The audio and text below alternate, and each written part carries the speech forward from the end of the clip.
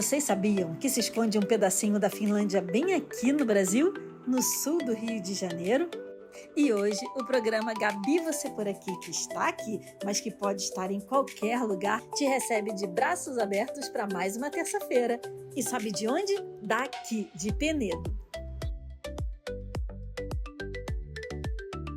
Essa cidade linda e aconchegante que a gente se alegra de visitar o ano inteirinho, porque cada momento, cada estação tem o seu brilho especial. No verão, a gente pode se deliciar com as inúmeras cachoeiras que a cidade oferece, também com os lagos, as piscinas das pousadas. Na Páscoa, a gente se acaba com tanta oferta de chocolate, de fondue, com doces de modo geral. No final do ano, na época de Natal, a gente se encanta, porque essa cidade naturalmente já tem uma decoração natalina. Imagina então nas épocas de festas de final do ano, a gente fica realmente encantado. E não só as crianças, mas nós adultos também. E o inverno, hein? Já pede aquela viagenzinha a dois, com aqueles chalés com suas lareiras, os rodízios de fondue à noite, os petiscos, os chopes, a música que fica no ar, o clima gostoso. Olha, é demais. Essa cidade realmente é uma das minhas preferidas e eu não me canso de vir aqui.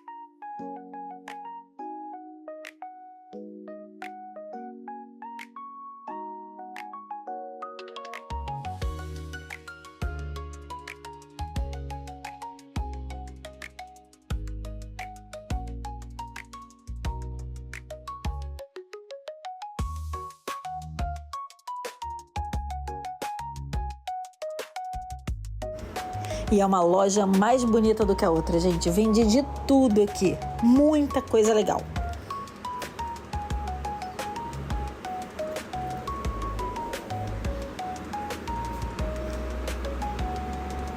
E bebida e comida, então, ó, nem se fala. Olha essa aí, super especial, né? Gabriela Cachaça. Eu não bebo, mas deve ser muito boa.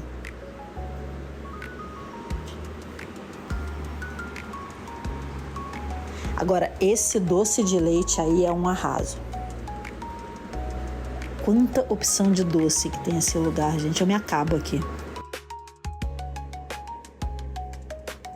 Olha isso. Olha isso.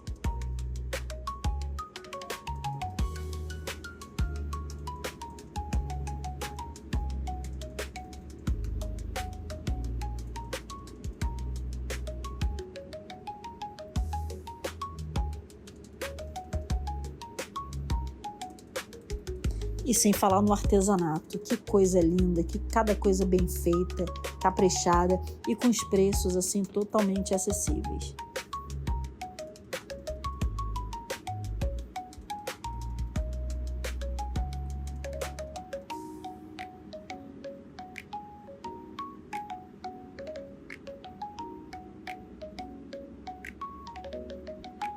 E tudo muito bem decoradinho. Dá vontade assim de vir com muito dinheiro e levar tudo para casa.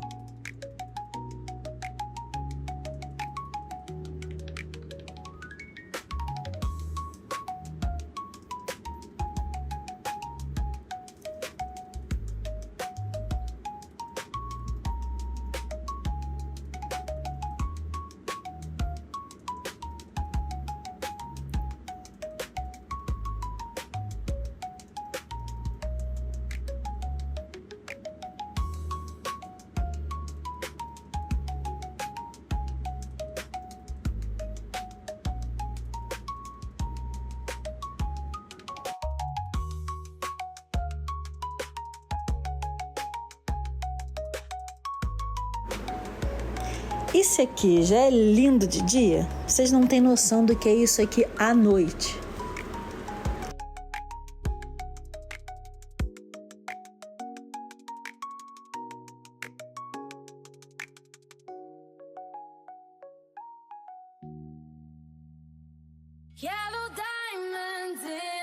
E é muito chocolate, é muita delícia por toda parte. E eu juro que eu tento me controlar. Eu juro. E tem que ser, senão a gente acaba chutando o balde.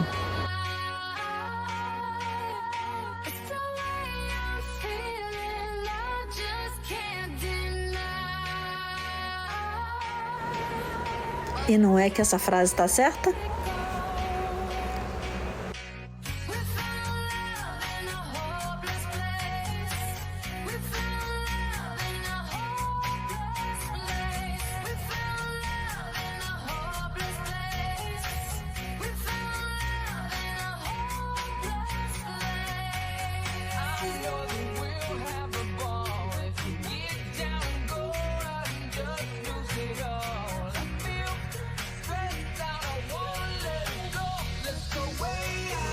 E o bom de Penedo é que você pode passear com calma, sem pressa, observando cada detalhe.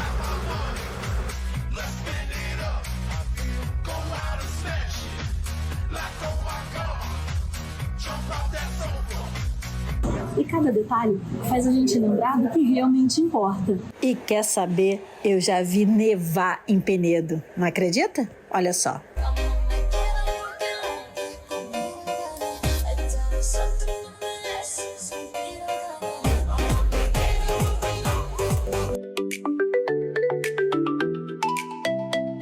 E assim eu dou continuidade ao nosso programa, com os nossos apresentadores, os nossos quadros, cada matéria mais incrível do que a outra. E olha que hoje a gente está com uma super surpresa, um quadro novinho em folha que vai estrear agora.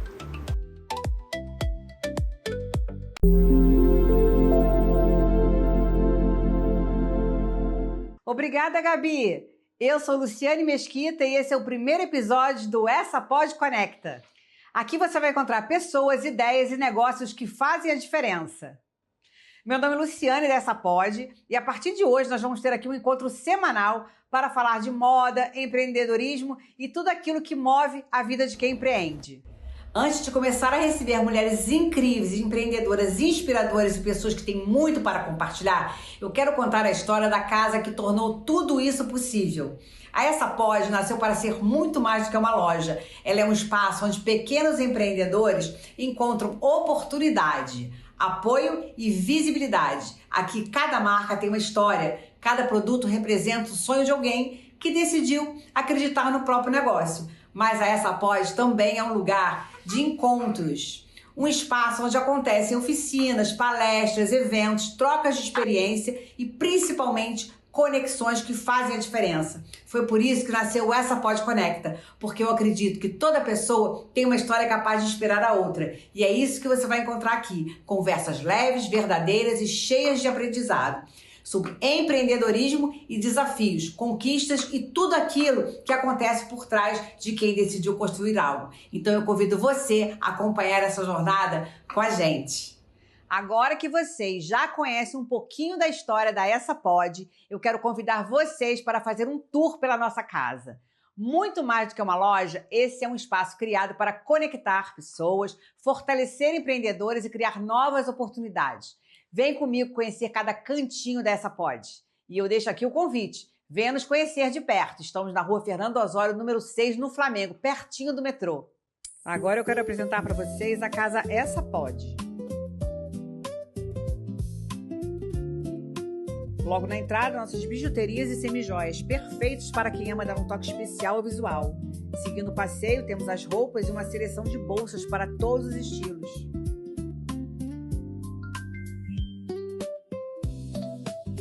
Aqui fica o espaço Moda Praia para quem ama conforto e elegância.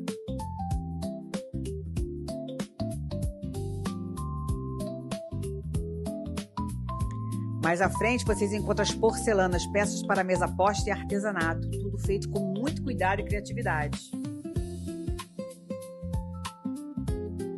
Temos também um espaço dedicado à moda infantil, cheio de opções lindas para os pequenos. E não poderia faltar lingerie, pensada para unir conforto e autoestima. Na área gastronômica, temos queijos premiados de Minas Gerais. E para fechar nosso tour, quero mostrar um dos espaços mais especiais da casa, o Espaço Verde. É aqui que acontecem nossos encontros, palestras, workshops e eventos. E esse foi o nosso primeiro episódio do Essa Pode Conecta. Muito obrigada por acompanhar até aqui. E um agradecimento especial à Gabi pela oportunidade de apresentar esse projeto para vocês. Agora eu faço um convite. Venham conhecer a casa Essa Pode de perto. Estamos na rua Fernando Osório, número 6, no Flamengo, ao lado do metrô. Tenho certeza de que vocês vão adorar conhecer esse espaço, nossos empreendedores e tudo o que acontece por aqui. Espero vocês na nossa casa e, claro, nos vemos no próximo episódio do Essa Pode Conecta. Um beijo e até a próxima!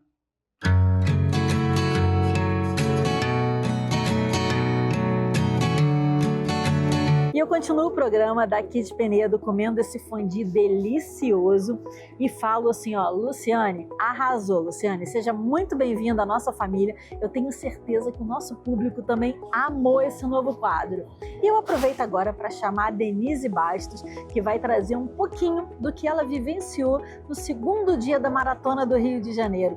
Será que a Denise conseguiu completar os 10 quilômetros depois de ter corrido 5 quilômetros na noite anterior? Bora assistir! Oi gente, tudo bem? Eu sou Denise Bastos, uma corredora amadora e esse aqui é o meu universo da corrida. Bora, Denise!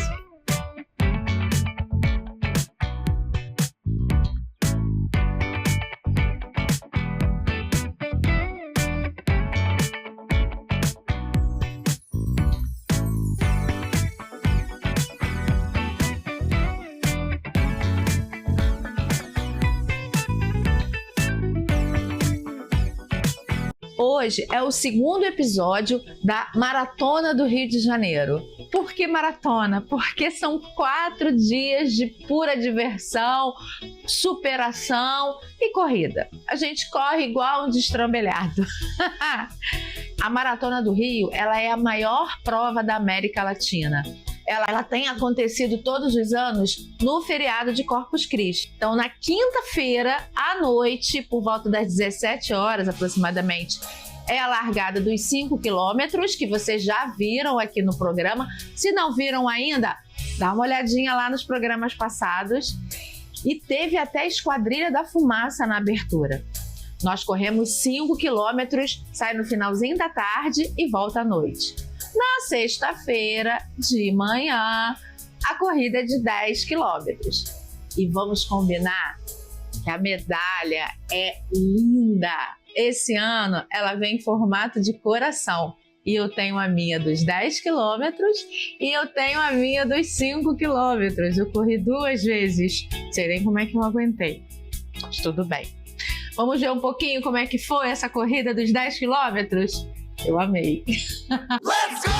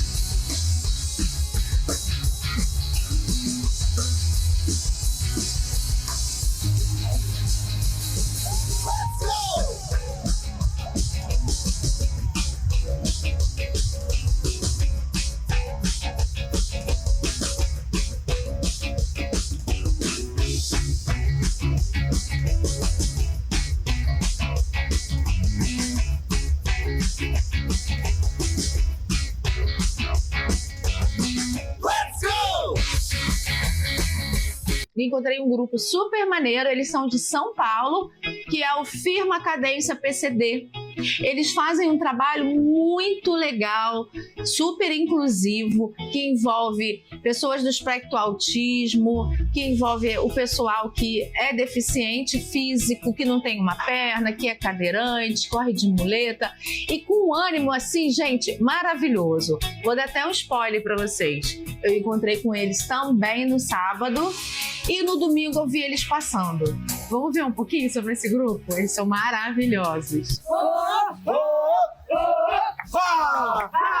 Ai meu Deus, quanta alegria! Ai meu Deus, quanta alegria! Dentro do meu coração, Dentro do meu coração, vou fazendo a corridinha vou fazendo a corridinha e fazendo a inclusão. e fazendo a inclusão. De firma cadência, Firma cadência, fibra que não dói, fibra que não dói, é cagar na carcaça. recarga na carcaça. Mulheres que não vibram, o esqueleto que se arrasta. Mulheres que não vibram, o esqueleto que se arrasta. Vocês têm um grupo no Instagram? Firma cadência PCD, Tor.quebrado. Tá bom? Pode marcar lá. Beijo pra vocês aí. Muito bom. O corpo que não vibra é um esqueleto que se arrasta. Lá de Santo André, estamos aqui no Rio de Janeiro, celebrando a vida. Prestando a perna que tiver sem perna aí, ó. De duas. Vou emprestar, vou emprestar, vou emprestar. Firma cadência.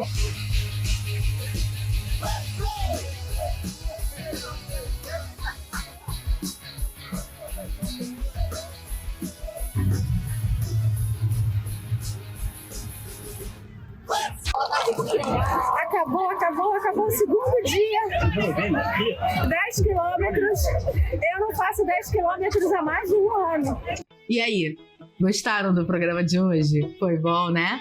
Olha, semana que vem eu vou mostrar para vocês o dia 3 da Maratona do Rio. Eu não corri nesse dia, né? Porque eu não ia aguentar. Mas eu fiquei atenta a tudo que estava acontecendo e falo uma coisa para vocês. Encontrei um grupo maravilhoso. Olha o spoiler aí. Até semana que vem. Gabi, um beijo, pessoal. Até semana que vem. Minha medalha. Isso! Parabéns! Olha que Muito bom, Denise. Parabéns pela medalha, pela conquista e pela matéria. E agora eu trago para vocês uma super entrevista com a autora do livro Gotham, que está sendo um sucesso de vendas. E eu pude participar lá do evento do lançamento do livro da querida autora, que também é minha amiga, Fátima Catarina Brandão. E o Gabi, você por aqui de hoje está aqui no Espaço Multifoco. Um espaço destinado a atividades culturais, bem aqui no centro do Rio de Janeiro. E eu estou aqui para o lançamento do livro Gotham, da autora Fátima Brandão.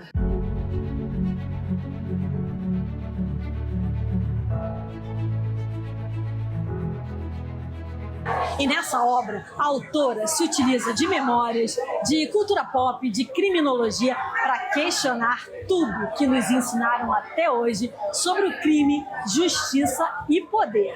E a grande provocação desse livro é: e se o verdadeiro perigo não estiver nos vilões, mas sim na forma como nós definimos eles? Então, Fátima, esse livro, ele traz assim, ele aborda uma virada na perspectiva, né? Esse tipo de o perigoso ser, então, a forma que a gente define os vilões, não é mesmo? Sim. Me diz assim, o que te inspirou nesse livro? Como você chegou a essa conclusão toda? Deixa eu passar aqui o microfone.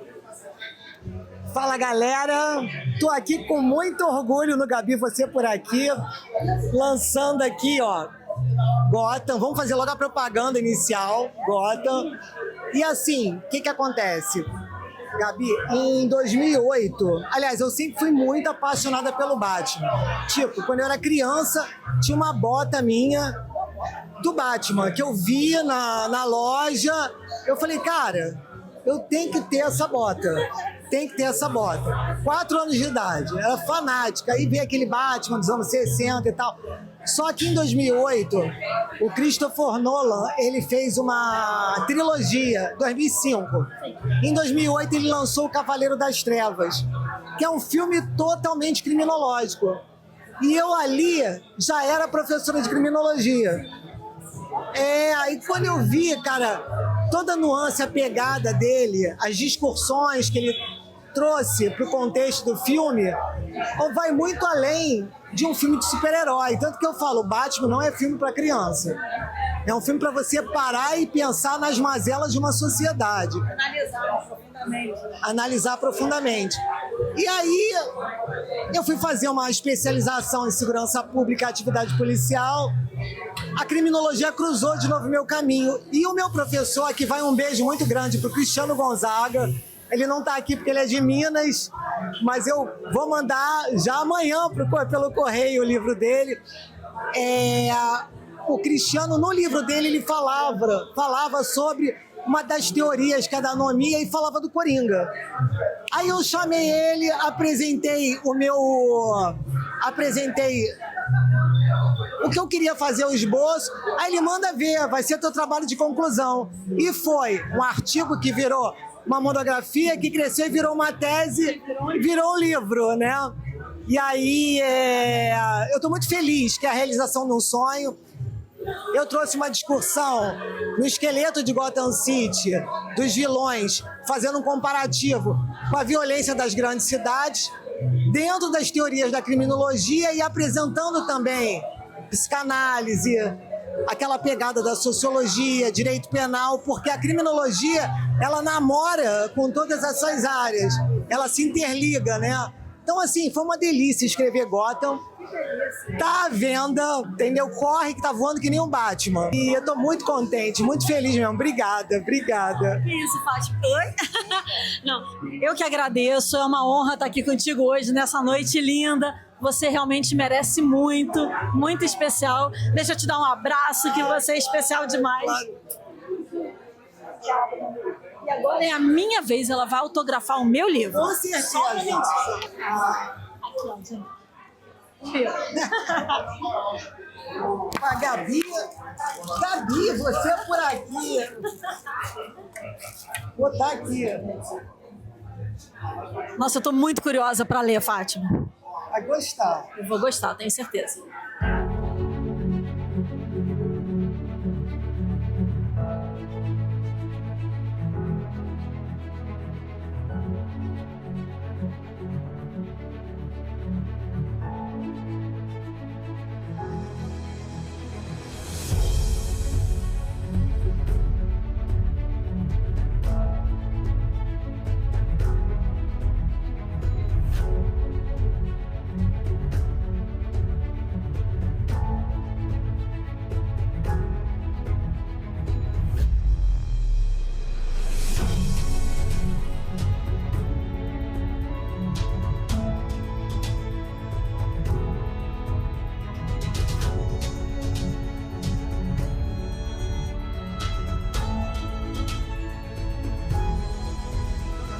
Estou aqui com o Maurício Paiva, ele que é o responsável por essa capa belíssima do livro Gotham. Maurício, é um prazer falar contigo. Prazer é todo meu. Prazer todo nosso, né? E me conta um pouquinho da sua inspiração sobre essa capa tão bonita. A Catarina e eu somos amigos de colégio, né? Então já tem longa data essa amizade. Quando ela comentou comigo que ia escrever o trabalho dela de pós-graduação, ia virar um livro, ela perguntou se eu poderia ajudar a dar uma reformatada nas imagens para poderem ser publicadas em alta resolução, etc. e tal. E apesar de eu ser biólogo, não ser designer, eu peguei esse desafio e no meio do caminho, na imagem do Batman, eu falei, seria tão legal se o Batman estivesse olhando para o Rio de Janeiro. Ficou perfeito. Eu acho que iria ilustrar bem o que ela quer passar. Sim. E aí, quando eu enviei as imagens para ela, eu enviei essa como um bônus. E falei para ela assim, eu acho que deveria ser a capa do livro, só acho, assim, puxando aquela sardinha pro lado do amigo. Sim. Ela me respondeu, falou, você acha? Não, já é, amei, estilo Catarina, né? Sim, o estilo. E aí, tô aqui para prestigiá-la e ter o livro dela com aquela dedicatória bacana. Isso, muito bom, maravilhoso, Maurício. Obrigada, também quero seu autógrafo aqui no livro. Ah, tá legal, fica bom.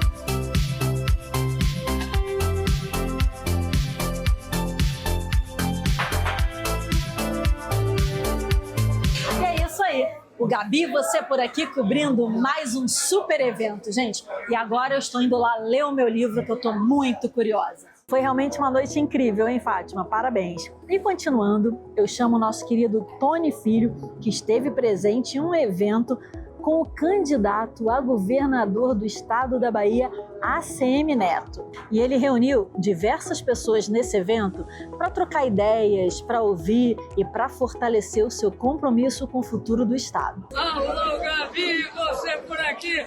Deixa eu dar um abraço a todos aí na TV Gazeta Brasil. Rio de Janeiro, aquele abraço. Hoje tem encontro com o candidato a governo da Bahia, ACM Neto. Obrigado, querido. O que me faz estar nessa luta, nessa caminhada, é acreditar que a Bahia precisa de mudança e que eu hoje estou ainda mais preparado do que há 4 anos para governar o nosso estado. E esse é o meu compromisso com o país. Obrigado, com ela aqui, viu? Governo da Bahia, ACM Neto. Nós estamos com ele.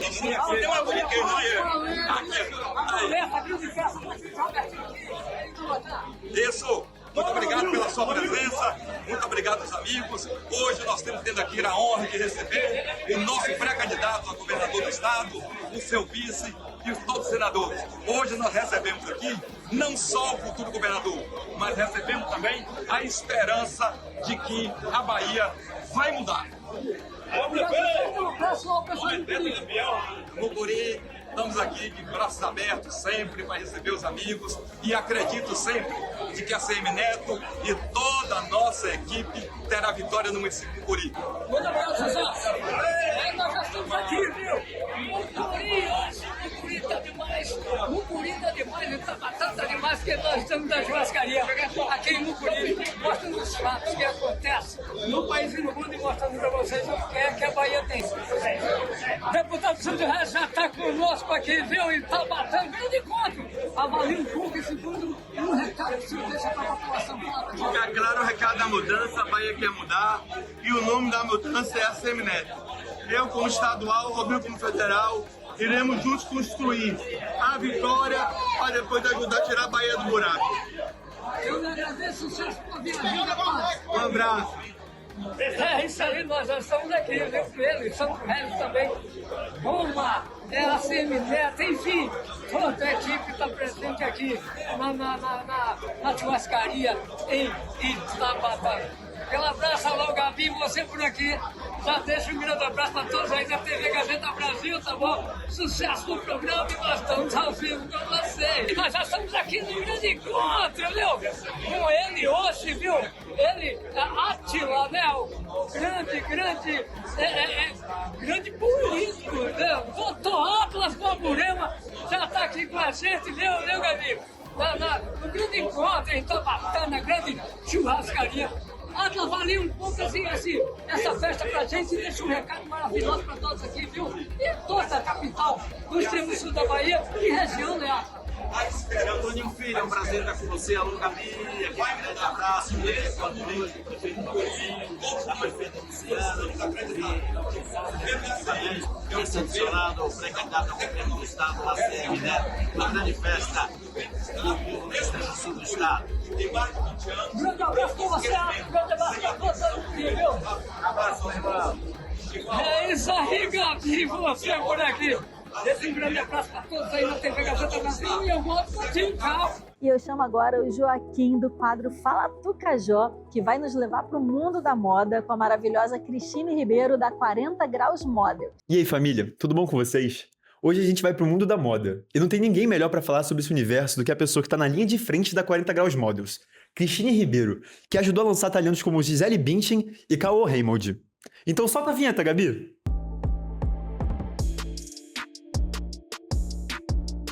Oi, Cristine, tudo bom? Pô, um prazer muito grande estar aqui com você, que é uma pessoa tão importante assim pro nosso mundo da moda. Ô, Cajó, eu que agradeço a visita, a vinda aqui sua da TV Gazeta. Estamos aqui à sua disposição. Não, pô, muito obrigado. Pô, dá um oizinho pra nossa rapaziada também. Oi, tudo bem? Todo mundo da TV Gazeta, Cristine aqui da 40 Graus. Um prazer estar aqui compartilhando com vocês um pouquinho da minha experiência. Estamos aqui, vamos lá. Então, Cristina, já vou ser bem direto com você. Eu soube que você trabalha no mundo da moda desde antes da 40, lá na Elite. E o que fez você fazer essa transição assim? Eu trabalhava, como assim, né? Muitas cariocas, né? Em loja. A última loja que eu trabalhei foi a Fórum, do Fiduec e tal, que era uma super sensação na época. Na época da Fórum, nas minhas primeiras férias, eu conheci uma agente de atores, que na época ela agenciava o Márcio Garcia, Rodrigo Santoro, que tinham acabado de sair da Elite. E ela conhecia o Sérgio Matos, e aí a gente foi montar uma experiência de um departamento de atores, que o Serginho sempre curtiu muito isso, na Elite. Só que, enfim, acabou que não assim, funcionou tanto essa parceria, né, entre eles, mas foi a forma que eu conheci o Serginho. Parei de trabalhar nessa assessoria de atores, e aí no dia seguinte eu já estava lá na Elite, conversando com ele, e aí foi assim que eu fui parar lá. Você e o Serginho, então, já se conectaram assim desde o primeiro dia, né? Muito, muito, assim. Foi realmente um encontro de almas, assim, sabe? Porque 10 anos na Elite e 24 anos na 40 Graus, esse ano fariam 24 anos com ele, né? Então, Que tiveram uma história muito grande, muito linda, né? Muito linda. Um casamentão, foi meu grande mestre. E pensando assim, nesse tempo todo que passou, assim, levando mais para da indústria, o que você acha que foi a coisa que mais mudou nesses 34 anos, assim, de indústria? Com certeza o digital. Cada modelo tinha, assim, 5 books, aqui no Rio de Janeiro, pelo menos, São Paulo era mais ainda. E os testes presenciais, né? Hoje em dia, os testes de publicidade, que são todos feitos via self-tape, antes era tudo feito no estúdio, né? Então, o modelo chegava no estúdio para fazer o teste para o comercial e tal. E recebia caixa teste ou nem existia na época? Nessa época ainda não existia, mas depois de um tempo passou a existir. Mas era uma loucura que os modelos chegavam assim, pegavam uma senha, 253. Meu Deus. Tava na número 5, ou seja, ele sabia que ele ia ficar o dia inteiro só esperando ali. Só esperando para fazer o casting. E o mercado também, ele tá muito mais inclusivo atualmente, né? Graças a Deus. Mas eu sinto também que as coisas no mundo são cíclicas às vezes.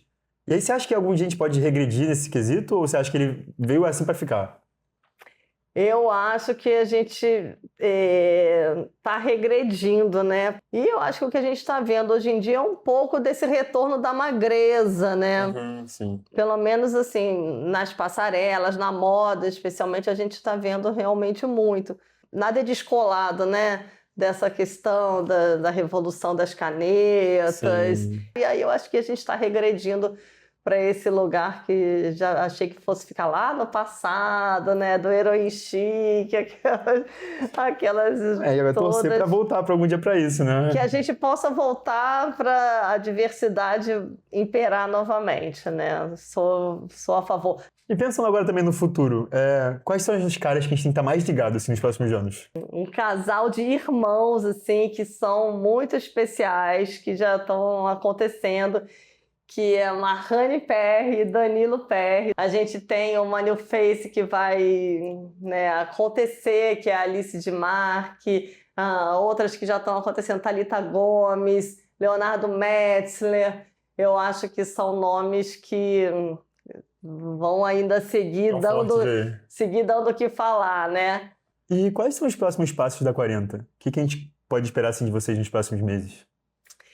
Então, assim, nos próximos meses eu não sei, mas a gente está buscando trabalhar com um cash um pouco mais conciso, né, para a gente poder ter um atendimento bem diferenciado e, né, poder manter aí é uma honra assim para a gente, né, ter herdado esse legado do Sérgio e ter podido dar continuidade. Então a gente quer poder dar essa continuidade, né, honrando assim tudo que ele nos ensinou, né, deixou para a gente e ir dando o nosso toque também, né, os nossos borogodóis pessoais assim, né. Então, pô, muito obrigado, sério, amei ouvir sobre o mundo da moda, pô, manda um beijinho para nossa rapaziada. Ai, a todos, né, que gostam e acompanham Gazeta, um beijo, foi um prazer poder estar aqui compartilhando com vocês aqui da minha experiência e trazer um pouquinho da história da 40 Graus, do legado do Sérgio Matos. E vamos lá, as portas também estão abertas para todos que tiverem interesse em ser modelo, podem nos procurar. Valeu, rapaziada. Um beijo, até semana que vem.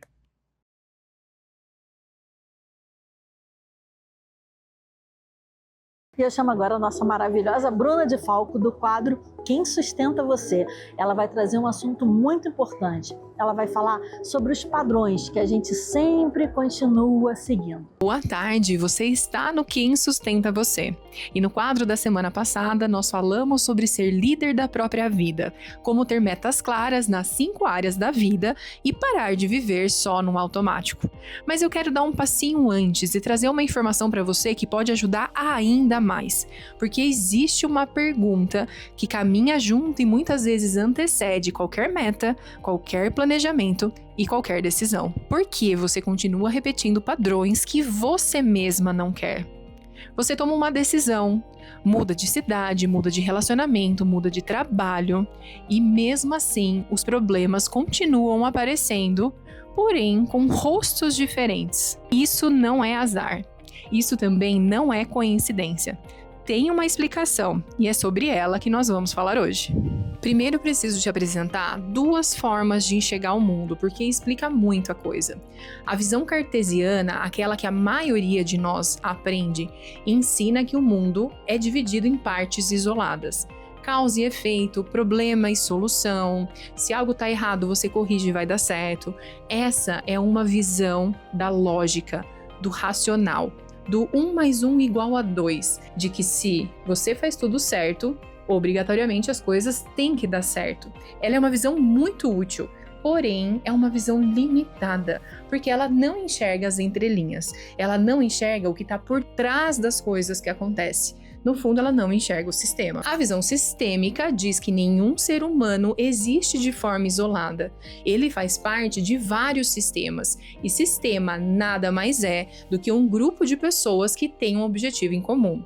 Portanto, existe o sistema familiar, existe o sistema social, existe o sistema profissional, existe o sistema de cada um grupo na qual você pertence. E esses sistemas têm dinâmicas próprias, memórias próprias, comportamentos, hábitos e também padrões. E o que acontece dentro desses sistemas influencia e muito você, ainda que você não perceba. Para exemplificar um pouquinho, na visão cartesiana, quando algo dá errado, a pergunta é: quem errou? Já na visão sistêmica, quando algo não sai como planejado, a pergunta é: o que o sistema está querendo me mostrar? E isso é uma mudança de perspectiva gigante, porque você sempre coloca na equação a variável também da sua responsabilidade. O terapeuta psicanalista Bert Hellinger, o pai da constelação familiar, identificou que todo sistema é composto fundamentalmente por 3 leis, e essas leis foram chamadas de leis do amor. E o que é mais genial dessa organização de conhecimento é que essas 3 leis, elas não são nada abstratas. Elas aparecem no nosso cotidiano, dia após dia, de forma muito concreta. A primeira lei é a lei do pertencimento. Todo membro de um sistema precisa ter o seu lugar reconhecido. Toda vez que alguém é excluído, um filho que não se fala, um parente que é esquecido, um segredo ou uma história que a família nunca contou, o sistema tende a fazer alguém repetir esse padrão de forma inconsciente. Na prática, você reclama por repetir um padrão que você não quer. E quando você vai de fato investigar, você percebe, você acessa que alguém do seu sistema já passou por algo muito parecido. Não é destino, não é sina, não é castigo, é uma lealdade ao seu sistema de origem. A segunda lei é a lei da ordem e hierarquia. Quem chegou primeiro tem precedência perante aqueles que vierem depois. Pais antes dos filhos, fundadores antes dos sucessores. Quando essa ordem é invertida, quando um filho tenta salvar o pai, quando um funcionário não leva em consideração o que veio antes e ignora toda a cultura existente, o sistema fica em desequilíbrio. Prática é a filha que passou a vida inteira tentando resolver as questões emocionais da mãe. O funcionário que entra na empresa ignora completamente toda a cultura existente, ou tenta fazer uma revolução sem considerar aquilo que nasceu com o berço da empresa. Ambos estão violando a hierarquia e ambos pagam um preço alto por isso. A terceira lei é o equilíbrio entre o dar e o receber. Todo sistema precisa ter equilíbrio entre dar e receber. Quando alguém dá mais do que recebe ou recebe mais do que oferta, isso gera um desequilíbrio no sistema. Quem dá demais desagrada, fica pesado para o outro receber e normalmente essas relações podem inclusive ser rompidas. Na prática, é uma mulher que dá muito no relacionamento, mas não sabe receber. O profissional que entrega muito além do que o combinado e não consegue negociar ou pleitear reconhecimento por isso. Com o passar do tempo, essa doação ela vira um ressentimento.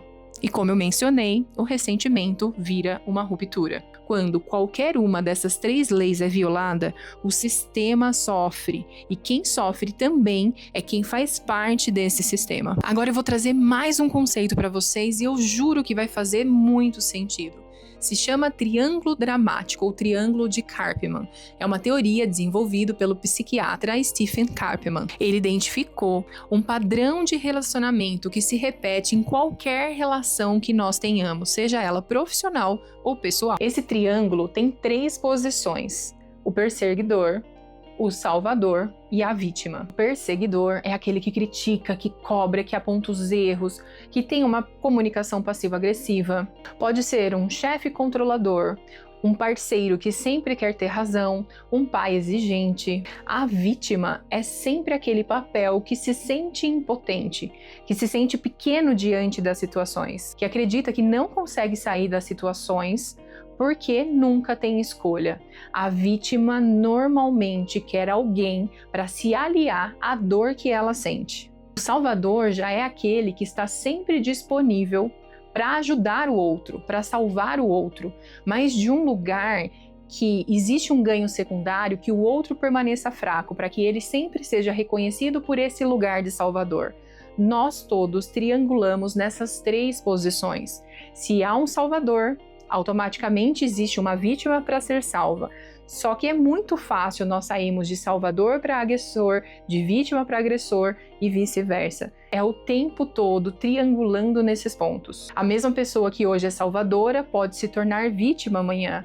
E ela pode ser salvadora de alguém e agressora de outra pessoa dentro de outras relações. Na prática, no trabalho, quando uma gestora faz tudo sozinha porque ninguém faz certo, ela está num papel de salvadora. Logo, quando o time não cresce, ele se torna vítima. Faço tudo, eu me dedico e ninguém me vê, ninguém me reconhece. A gestora explode numa reunião de frustração e cansaço e repetição. Ela sai de salvadora para se tornar a perseguidora. Percebe como é muito rápido você triangular nesses papéis?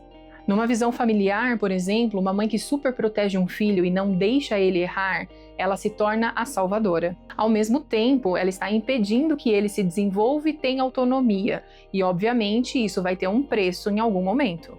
O triângulo gira, e enquanto ele gira, ninguém se desenvolve. E aí talvez vocês estejam se perguntando: Bru, entendi, eu me vi de fato nesses papéis, como sair do triângulo?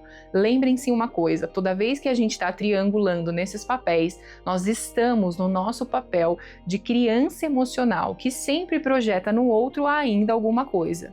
Karpman trouxe o conceito e a teoria, e a visão sistêmica nos traz o caminho de solução. A saída do triângulo é o que nós chamamos da postura do autor ou protagonista, muito linkado com o que falamos na semana passada sobre liderar a própria vida. O protagonista não persegue, não salva e também não se vitimiza. O que ele faz é observar, nomear e ressignificar. Ele observa o padrão. Estou repetindo algo. Nomeia o que ele sente com isso. Estou com raiva, estou ressentida, estou exausta dessa situação. E através disso, ele escolhe uma resposta consciente. e não uma reação. E a visão sistêmica acrescenta: antes de mudar o padrão, honre o sistema. Isso significa reconhecer que esse padrão em um dado momento foi importante para o sistema, que talvez tenha sido uma forma de amor, ainda que disfuncional. Honrar não é seguir repetindo.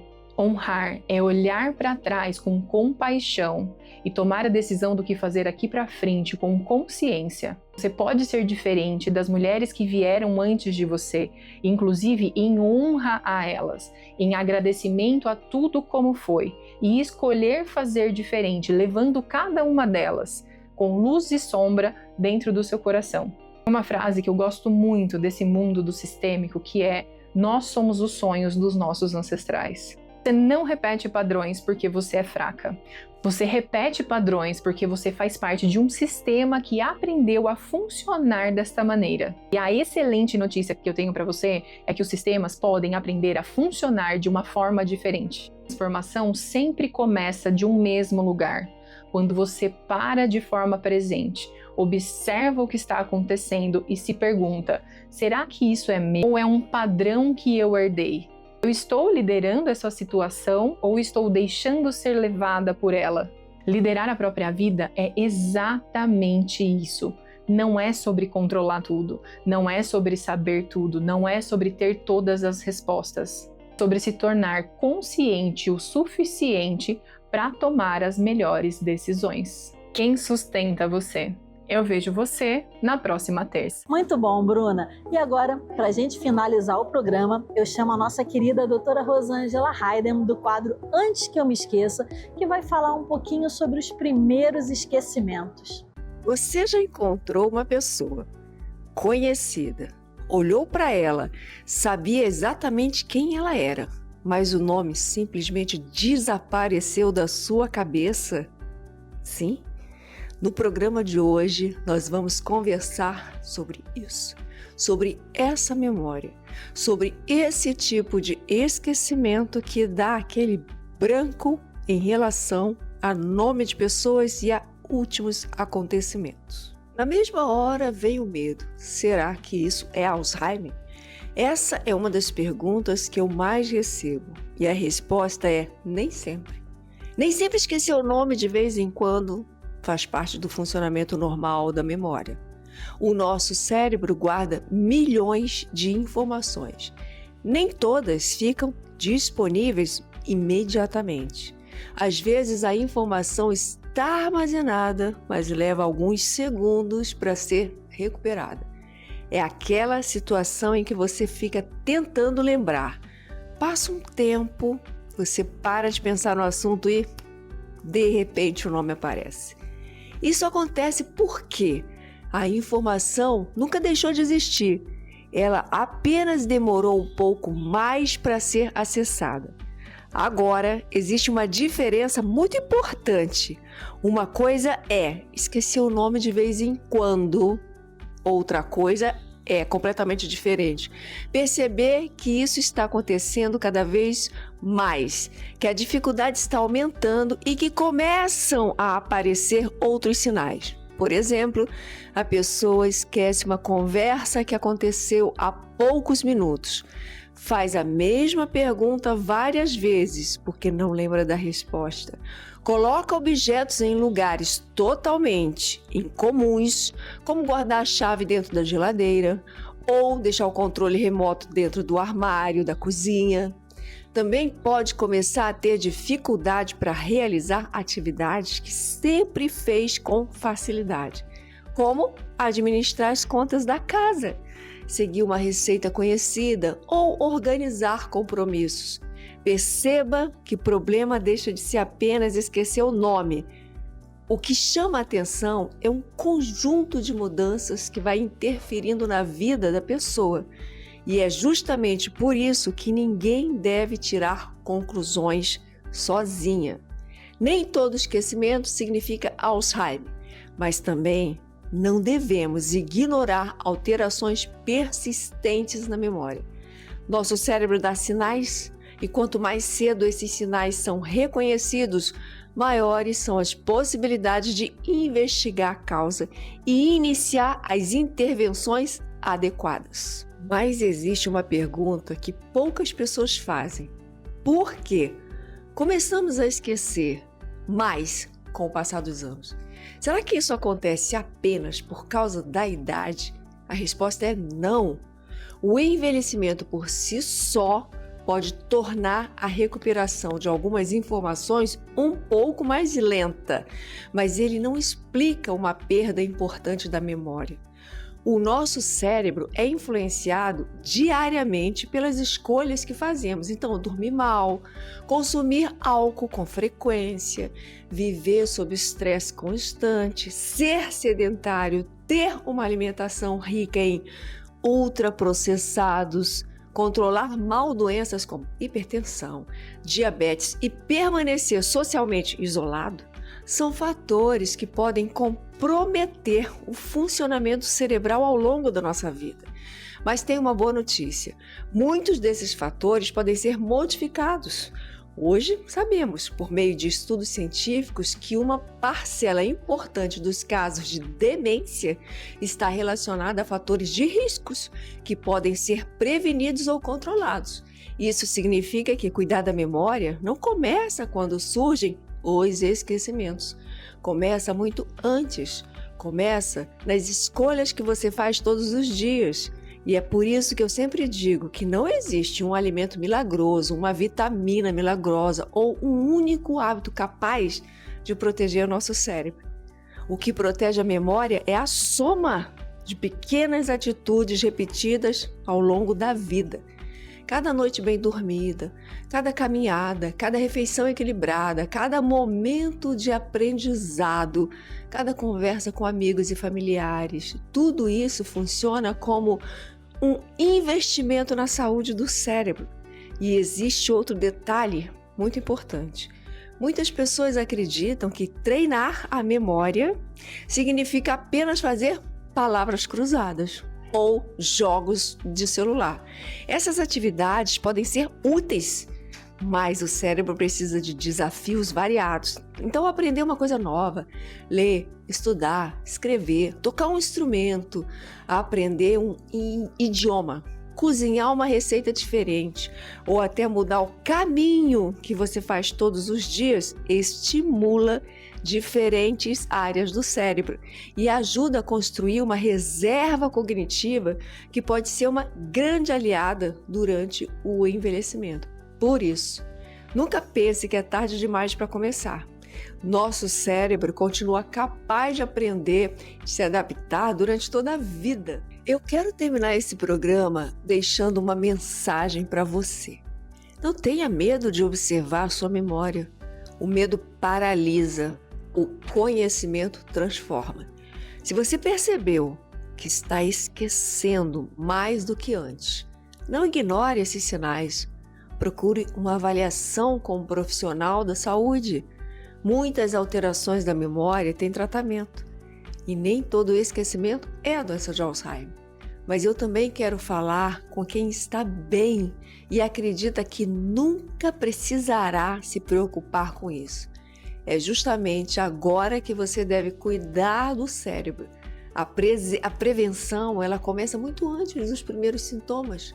Cada escolha que você faz hoje está construindo um cérebro com o qual você viverá daqui a 10, 20, 30 anos. Alimentação, atividade física, sono de qualidade, controle da pressão arterial, do diabetes, evitar o álcool e manter a mente ativa. São decisões que fazem a diferença ao longo da vida. Eu sempre digo que o cérebro é o nosso maior patrimônio. É ele que guarda as lembranças da infância, o nome das pessoas que amamos, as histórias da nossa família e tudo aquilo que nos torna únicos.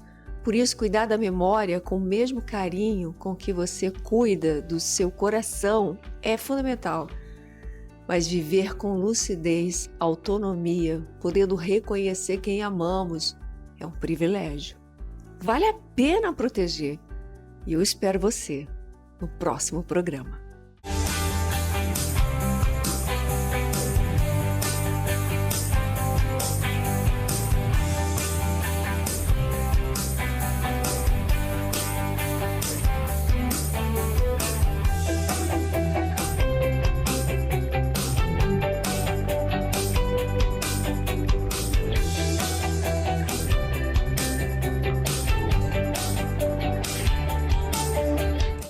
chega ao fim mais essa edição do nosso programa e do nosso passeio.